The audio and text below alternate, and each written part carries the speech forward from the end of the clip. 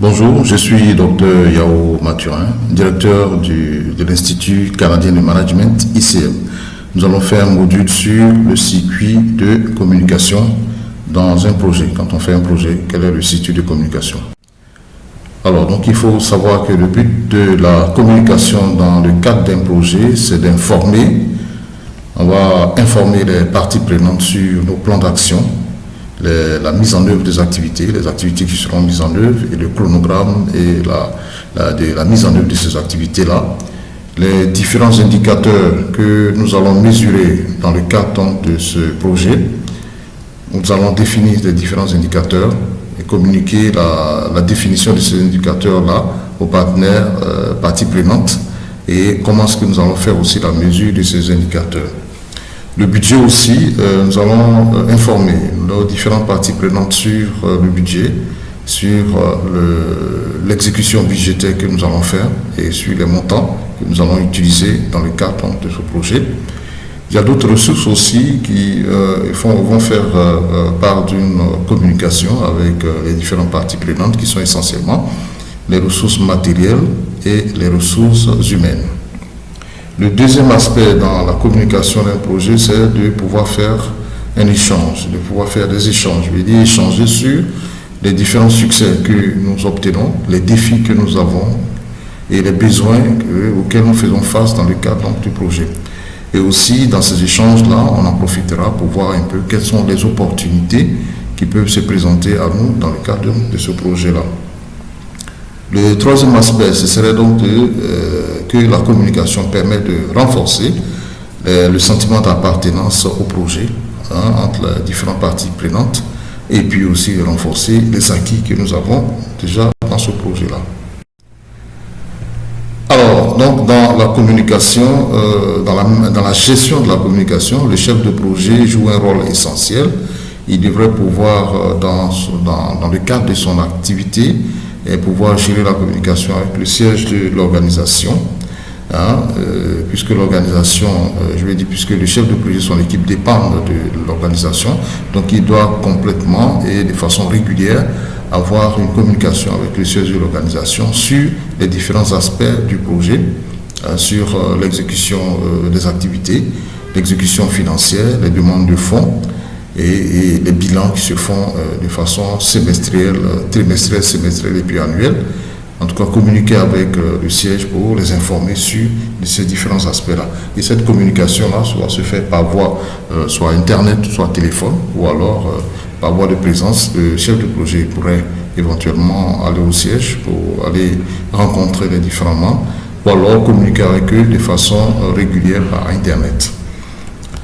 Il devrait aussi, en tant que chef de projet, garantir et maintenir une bonne communication avec le bailleur. Le bailleur va vouloir, étant donné qu'il met son argent à disposition, il va vouloir savoir qu'est-ce qui se passe en ce qui concerne l'exécution des activités et l'utilisation des fonds qui ont été alloués à ces activités-là. Donc on communiquera avec le bailleur au travers des rapports d'activité, des rapports financiers, au cours donc des bilans, soit mensuels, trimestriels ou annuels ou semestriels. Et le type de communication qu'on pourrait régulièrement avoir, ce soit des réunions physiques ou alors des communications par Internet, soit email ou alors des conference calls. Et la communication devait être assez fréquente, au moins une fois par mois. Et on devrait pouvoir rendre compte aux bailleurs. Le chef de projet aura aussi à communiquer avec son équipe, l'équipe projet, et ça c'est une communication en interne, et va se baser essentiellement sur la mise en œuvre des activités et l'exécution du plan d'action et l'exécution, n'est-ce pas, donc, financière, des dépenses financières. Et cette communication, le chef de projet et son équipe est une communication journalière. Il pourrait, en tant que chef de projet, mettre en place, n'est-ce pas, donc, des rencontres hebdomadaires pour voir un peu l'évolution des activités et l'évolution de l'exécution financière et puis la mise à jour, n'est-ce pas, de tout ce qui se passe dans le cadre de ce projet-là. Le chef de projet aura aussi à communiquer avec les bénéficiaires. Les bénéficiaires, essentiellement, c'est de voir le niveau de satisfaction et les contributions éventuelles que les bénéficiaires pourraient apporter au projet. Et cette communication-là, soit par réunion, soit par correspondance Internet, email, pourra aussi être faite de façon régulière, de façon mensuelle. Alors, de façon périphérique, nous avons aussi des communications qui vont se faire entre les différentes parties, les différentes composantes, n'est-ce pas, donc, de toute cette organisation-là. Et le chef de projet devrait pouvoir être capable, n'est-ce pas, de voir ce qui se passe tout autour en matière de communication, certainement en ce qui se passe entre le siège de l'organisation et le bailleur, qui entre eux vont échanger très régulièrement des rapports d'activité, des rapports financiers, les demandes et puis l'approvisionnement en fonds et des bilans annuels. Et ces communications, le siège et le bailleur vont se faire soit en présentiel ou alors par l'intermédiaire, n'est-ce pas, d'Internet. Et cette communication régulière se fera soit mensuellement, soit trimestriellement ou au cours d'un bilan annuel. Il y a un autre type de communication qui va se faire entre l'équipe projet et le bailleur. Ce n'est pas le plus fréquent possible, mais le bailleur peut demander de façon, en fonction de son besoin, à rencontrer une équipe de projet et pour savoir à peu près comment ça se passe, pour voir un peu une présentation d'un bilan trimestriel de ses activités, un bilan aussi de l'utilisation des finances.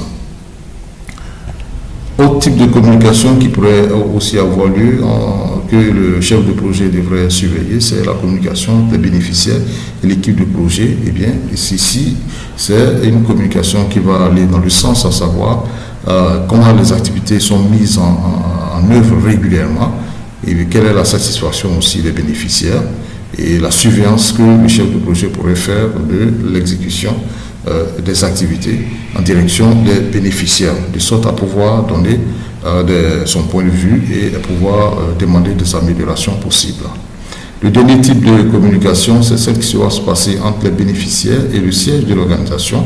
C'est possible que cela se passe certainement quand un membre du siège de l'organisation fait une visite sur le terrain. Il devrait pouvoir, selon sa volonté, aller visiter le terrain, visiter les bénéficiaires pour chercher à s'enquérir en ce qui concerne leur satisfaction pour la mise en œuvre des activités du projet. Donc, de façon succincte, voici le circuit de communication qui peut exister entre les différentes parties prenantes d'un projet. Nous vous remercions d'avoir suivi ce module. Donc, voici, si vous avez besoin d'informations plus poussées, vous pouvez nous contacter à tout moment. Merci.